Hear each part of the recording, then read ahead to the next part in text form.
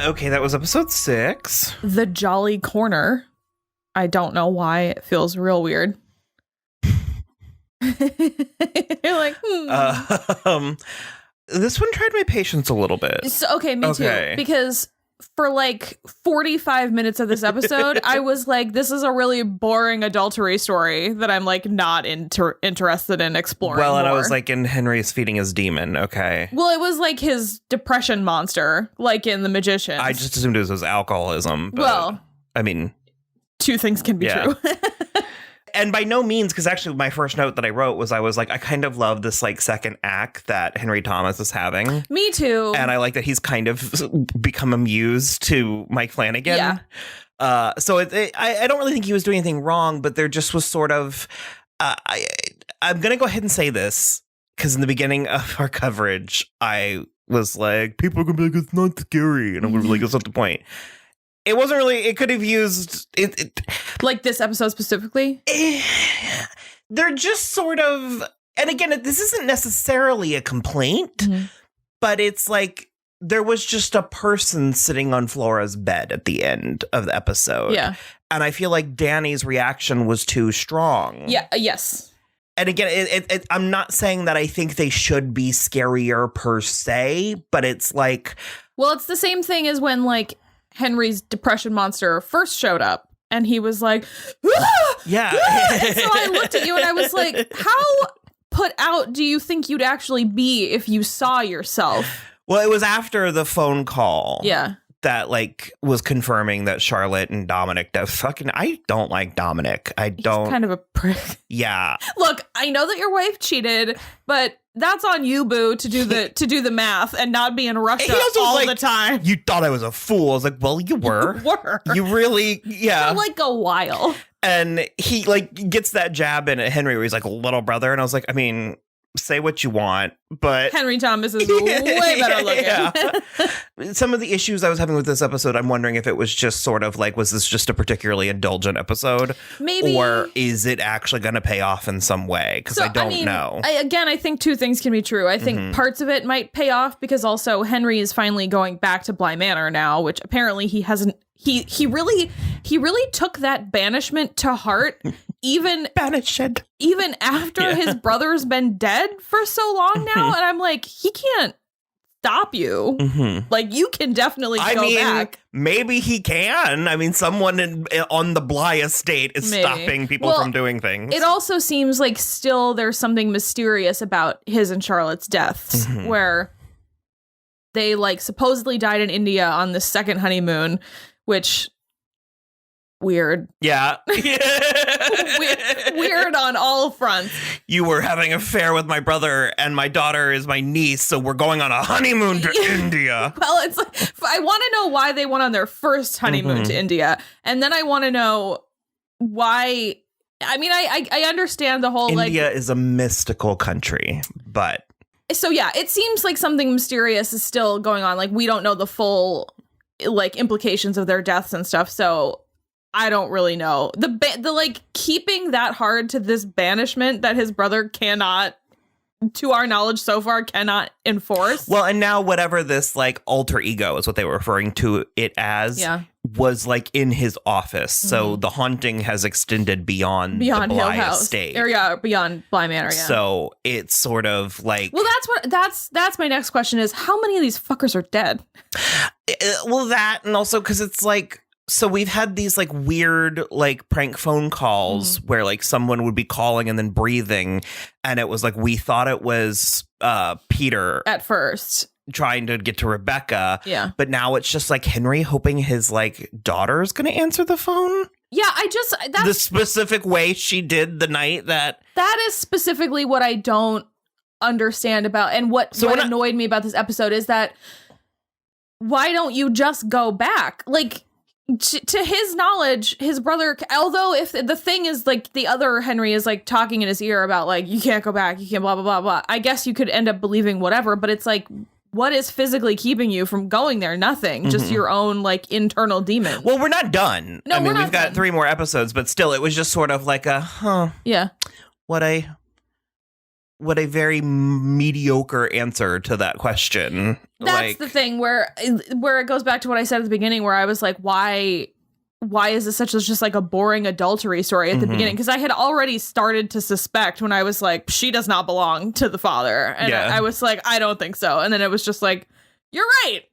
And it also seems that like Rebecca and Peter are possibly like possessing the children. Well, so we already knew Peter was doing it to Miles, but I didn't know that Rebecca was doing it to Flora. And like sending them to this weird like memory palace, which just like, I don't want to push that conceit any further than I already have, because it's like, what are they using these children's bodies for? Oh God. So I didn't even make that. I just am sort of like, yeah. I am very kind of murder. We know for sure.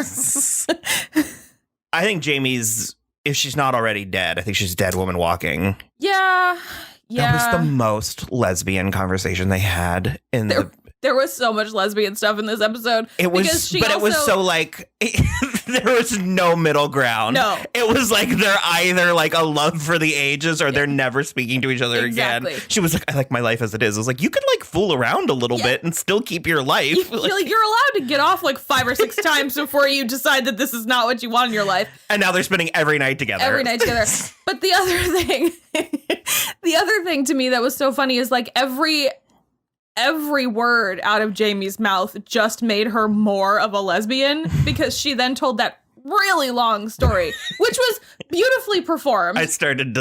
But she told this really long story about how her parents were really young when they got married, and her mom was only 18, and then they had her brother by accident, and then they had her not so much by accident, and her father worked in a coal mine, and then the baby brother didn't belong to the father, and like all this stuff. And I was like, everything you say. And then she went to prison, and that's where she fell in love with gardening, and I just was like, Jesus Christ. I was like, we're really in this for the long haul with you, Jamie. Because I couldn't not relate to a character more, because I do not have a green thumb. And so she's just like, plants I get. People, on the other hand. And I was like, I can't tell you how many plants I've killed just trying to make my room pretty. Well, and she has this quality in her face that's sort of like Kate McKinnon. So all I keep seeing is one of Kate McKinnon's really weird, awkward lesbian characters from SNL. She reminds me of a character actress, Krista something or other, who was on the later seasons of Mad TV. Oh. And so the fact that did similar characters. So the fact that we both went to... It's just like, she reminds me of like a more glamorous version of the cat lady that Kate does with 80. Okay. No, she is not glamorous, but she's more appealing than that cat lady character. Yes. I was like, I don't know that word would be in the top 100 words about Jamie. I mean, she was wearing a very fetching Blondie t-shirt. You can't count to 5. Like I said, it wasn't bad, and certainly what comes after, I think, will contextualize. And the other thing is that it was a long episode. It was an hour and 6 minutes long, and that's like too long for like 4 long soliloquy speeches in one episode. But then, now I've completely forgotten. It ended on an exciting note, and now I can't remember. Dani can see Rebecca and Peter now. And that was the end? Okay. Because they... Well, she could see them both, but then she ran up into the attic following Flora, and then Miles brained her with like a candlestick. And then there was the Flora keeps getting caught in the memories, and there's like a faceless boy that it appears is updating the dollhouse while she's sleeping. Yeah.